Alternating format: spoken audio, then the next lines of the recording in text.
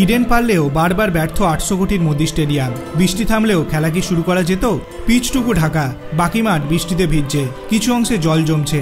আহমেদাবাদের নরেন্দ্র মোদী স্টেডিয়ামে বৃষ্টি থামলেও সোমবার খেলা শুরু করা সম্ভব হতো কি না তা নিয়ে প্রশ্ন উঠেছে। গত শনিবার কলকাতায় বৃষ্টি থামতেই খেলা শুরু হয়ে যায় ইডেনে, কিন্তু নরেন্দ্র মোদী স্টেডিয়ামে তেমন কোনো সম্ভাবনা ছিল বলে মনে করা হচ্ছে না। সোমবার আহমেদাবাদে আইপিএলের একটি ম্যাচ ছিল কলকাতা নাইট রাইডার্স এবং গুজরাট টাইটেন্সের মধ্যে, কিন্তু সেখানে মুষলধারে বৃষ্টি হয়, বাজ পড়ে, মাঠের আলো নিভিয়ে রাখা হয়। কখনো বৃষ্টি থামছিল, কখনো জোরে পড়ছিল, আবার কখনো হালকা বৃষ্টি হচ্ছিল।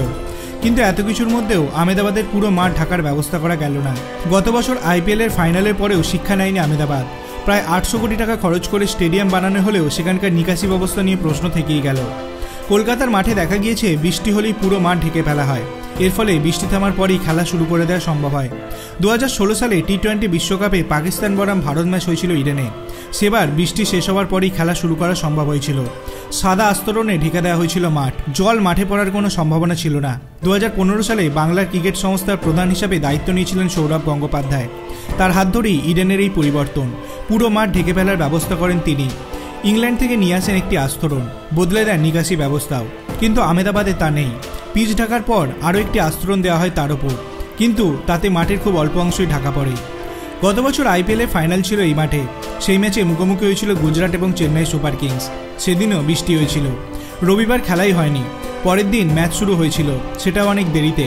কিন্তু তারপরেও যে আহমেদাবাদ একই অবস্থায় রয়েছে তাও প্রমাণ পাওয়া গেল সোমবার। যে মাঠ তৈরি করতে 800 কোটি টাকা খরচ হয়েছিল, সেই স্টেডিয়ামে এমন অবস্থা থেকে বিরক্ত দর্শকেরা। গত বছর স্টেডিয়ামে 60 ফুট হয়ে জল পড়তেও দেখা গিয়েছিল। সমাজ মাধ্যমে একটি ভিডিও দেখা গিয়েছে, সেখানেই দেখা যায় স্টেডিয়ামের ছাদ ফুটো হয়ে জল পড়ছে, আর সেই জলে ভেসে যাচ্ছে দর্শক আসন।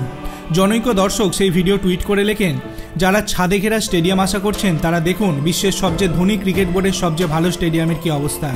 সেই ভিডিওয়ে এক সমর্থক লিখেছেন, খুব খারাপ অভিজ্ঞতা স্টেডিয়ামের ভিতরে এবং বাইরে, পার্কিং এলাকায় কাদায় ভর্তি এবং সুইমিং পুলের মতো জল। এবারে অবশ্য তেমন কিছু দেখা যায়নি। সোমবার টসের আগে থেকেই বৃষ্টি পড়ছিল আহমেদাবাদে। কখনো বৃষ্টি থামে, কখনো তা বৃদ্ধি পায়, সঙ্গে চলে বজ্রপাত। তার মধ্যে খেলা শুরু করা সম্ভব ছিল না, সেই কারণেই ম্যাচ বাতিল করে দেওয়া হয়। যদিও খেলা বাতিল করার আগে দীর্ঘ আলোচনা চলে ম্যাচ রেফারি, আম্পায়ার এবং দুটি দলের কোচ অধিনায়কদের। একটা সময় পিচের কভার সরানো হয়, কিন্তু মাঠের বিভিন্ন জায়গায় তখনও জল জমে।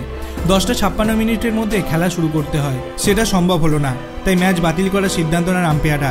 তখনও ঝিরিঝিরি বৃষ্টি পড়ছিল। আপনার কি মনে হয়, নরেন্দ্র মোদী স্টেডিয়ামকে কি আরও বেশি উন্নত পরিকাঠামোর মধ্যে অন্তর্ভুক্ত করা উচিত?